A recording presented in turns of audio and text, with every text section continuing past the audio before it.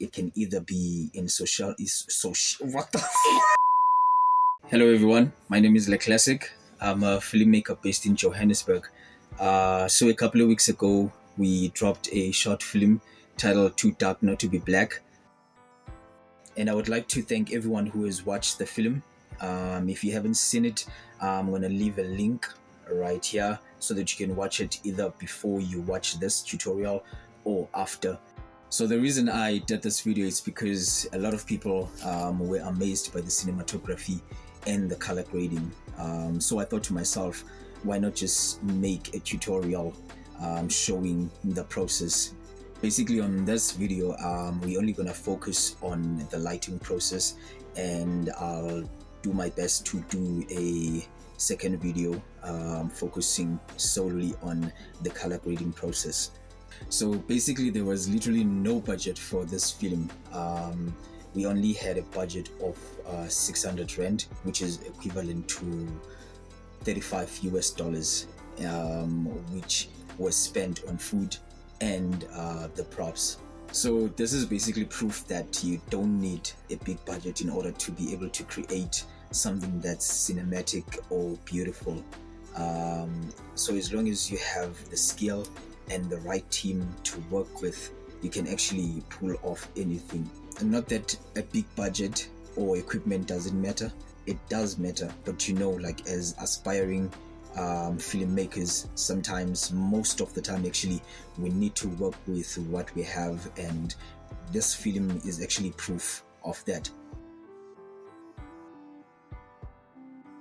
So the first thing that we're gonna talk about is the opening scene where we see Sean walking in an open space. This was a very simple lighting setup because all we had was him holding the umbrella, and it made it easy for me to actually add tube lights underneath the umbrella, which were both set to 5600 Kelvin, and also close-up shot. It's actually the same setup, but all we did was just have a bounce just to give it more reflection on his face.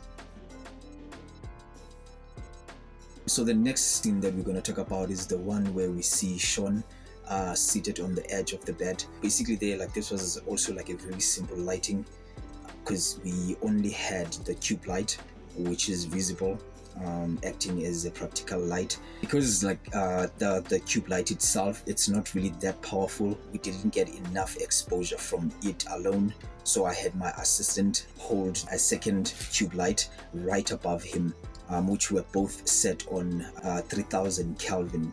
And as you can see, on his left side there was another tube light. Basically I was just going for contrast there, because for me it felt a little bit flat for us to have just the warm lights. This one particular shot, it wasn't really planned. We were actually driving to the second location. While we were on our way, I actually saw the sky, it was looking beautiful. So I was like, why not just add this type of shot? So basically this was also another simple setup as well, because we just used two tube lights. One was set to a green hue and the other one was just set to 5600 Kelvin. The next scene is very, very special and has a very deep meaning to it. So basically on this one, we see Sean covered with a black bag. Basically this is to portray him being suffocated by society or in social media. And this was also a very simple lighting, because this was mainly natural lighting, but we also had a bounce, and we also had a mirror as well, which was actually just going in and out of frame.